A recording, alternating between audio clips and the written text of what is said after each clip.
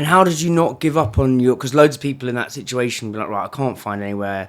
The dream gaff's gone. Yeah. How did you like? What was your dream that was pulling you through all of that? Oh, because I'd already built up the brand. I already had the brand. I had the following in the pub. I'm probably built up 7,000 followers or something around that time. People were coming to the pub from all over London.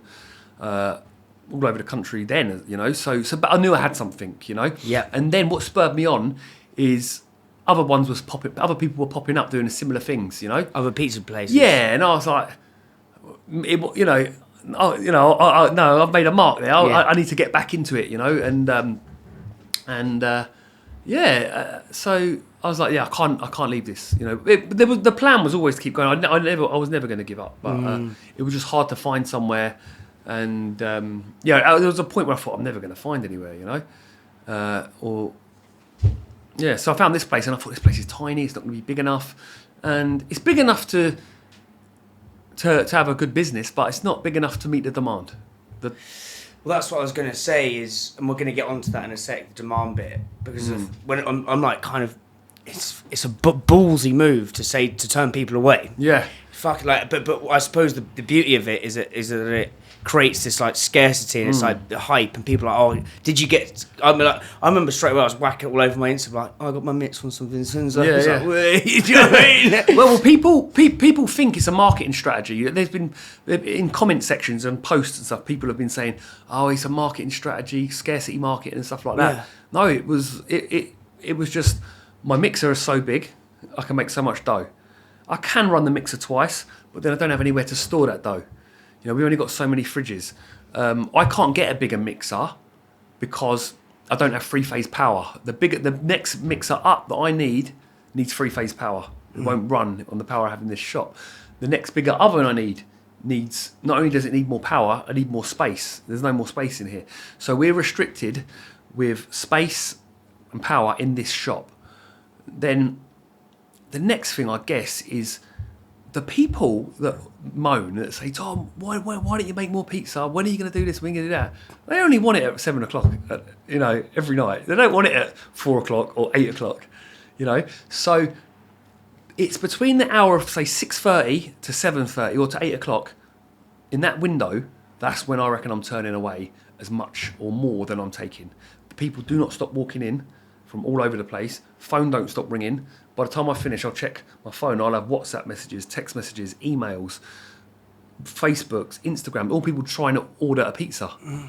You know? So, and then God knows how many people have gone on that website, you know, on my store kit, and we don't know. So, turning away a lot, but I cannot make any more. The oven won't fit any more in there. And a lot of them want it in the hours that where, even if we did make loads more, you can't fit any more in from the hours of 6:30 till like 8 o'clock without having a bigger setup, bigger oven, a bigger production line of chefs. It's a blessing and a curse. It's a blessing in that, like, it's creating, I know it's not a marketing strategy, but it's creating that scarcity that... I mean, I embrace it now, I guess, because... But how much, so don't have to give exact numbers, but how much cash do you reckon ballpark you're turning away sometimes a week? I don't know. I mean... I don't know. Like if you said to me, how much do you reckon you turned away last night? I'd probably say $5,000. I don't know. Like I don't know, but an estimate. Yeah. And that's And then you said just judging from the people that are walking in, phoning, and perhaps who's going on that website and going, oh, it says sold out. Yeah. Who knows? Yeah. And then you said that if I could sleep 8 hours a night, I would be at 4 stores. Yeah. What, like, why? Well, I think if I had a lot more energy, I'd have this place running, you know, spick and span without me, and then I'd be out there finding the next place, you know, and then finding the next place and just rolling it out. Is that what is the pizza dream, mate? Like I think I'd be an idiot not to try and open another one. I was talking about inspiration. I was always inspired by these places in New York, with the you know, like the fire and the old guy working in the pizza shop and stuff like that. And that's a romantic idea, but really, in reality, I don't want to be an old man in this shop. I think it would kill me, you know. Yeah. So yeah, as much as romantic as it is, I think it's best if I do learn to delegate properly and roll out another one. here it'd be great if I could have a bigger premises here, because the local following here is incredible. Plus people coming from all over. But yeah, next move would be in London, I guess, somewhere in London. But Do you go into yeah, you got to decide though whether you want one of them prime locations where the rent's ridiculous but you're just going to be so busy, or somewhere more, I don't know, like a little village, not a village, but like somewhere like I was going to say, like, because I was driving through Bushy, like, what is the advantage and disadvantage of being not in London? I don't know. Here, it's densely populated with residents, so a lot of takeaway. This is a takeaway with a few seats, you know. Yeah, it is. Yeah. But the amount of takeaway we do, like if you could do that in a restaurant as well, you know, that'd be a great like facet to the business. But then you don't want people. I've been to certain places before that do that, and the door keeps opening, and you get a bit cold and stuff like that. You want to find somewhere that has maybe a side door or something. Yeah. You know, I don't know, like something like that. Yeah. And then would you go into London, do you think? Yeah, I think I would, yeah.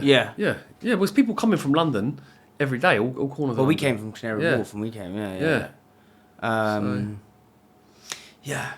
Well, that's what I was going to say, is you've had so many people you've turned away. What's the furthest someone's come? Like, most weeks there'll be someone from New York, Canada. One time I had 2 people come from Connecticut in the space of 40 minutes that didn't know each other. It blew, like, things that just blow my mind.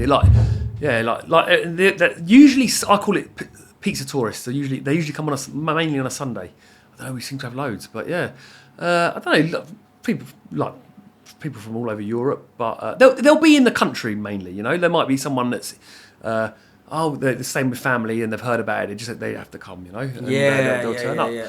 But people a lot of time from Scotland, Manchester, stuff like that. That's fucking sick. Yeah, Bristol, and Wales. How did you? I want to go back to something we were talking about at the beginning, but that guy Colin, like, and the history and kind of some of the key moments that happened in like the kind of the cultural explosion of pizza in the US and New Haven. Like, what were some of those things that happened? Well, I guess they're finding what they had around them, so the ovens and stuff like that, using them. I don't know. Becoming marketing geniuses. Frank Pepe in New Haven, he was like a marketing genius. You know? How was he a marketing genius? He started like a very small, a bit like, have you ever seen the film The Founder? Yes, brilliant film. Yeah. You know, with Ray Kroc, who did McDonald's. Yeah, with McDonald's was like huge, but he had those sort of ideas. Yeah, you know, right on a very small scale. Like but because hamburgers were so Americanized back then, that McDonald's went crazy. But then I guess Pizza Hut done a similar thing. But what I'm saying is, Frank Pepe was doing like that sort of marketing, but just within New Haven. There's loads of like ads in like the Yellow Pages, things like that. He had photo shoots of himself, you know, all dressed in white with the top hat and the pizza and stuff like that. And he was just doing it for his local community. But you know, he had the right idea. So I guess there's things like that. But yeah, I mean, I'm not interested in Pizza Hut and how they went. You know, like although I guess if there was a documentary made about it, I have actually seen stuff on YouTube about it, so I guess I am. But yeah, I guess for me, yeah, I just the way it sort of spread around the East Coast, so like New Haven, New York, stuff like that, Boston, and it was just just using what they had.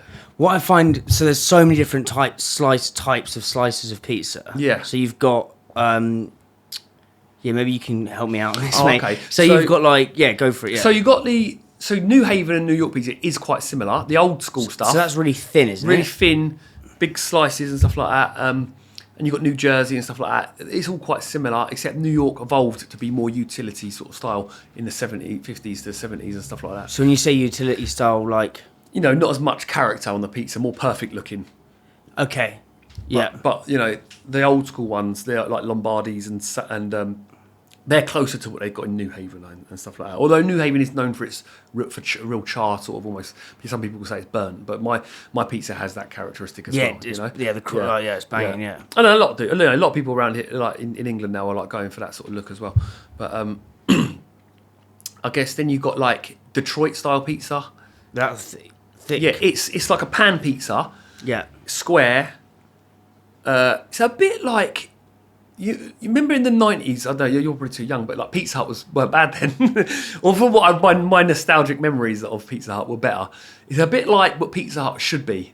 You know, it's a bit thicker. It's got more of a herbaceous sauce. Cheese all the way to the edge, but it's in a square pan. But it's a way better quality version.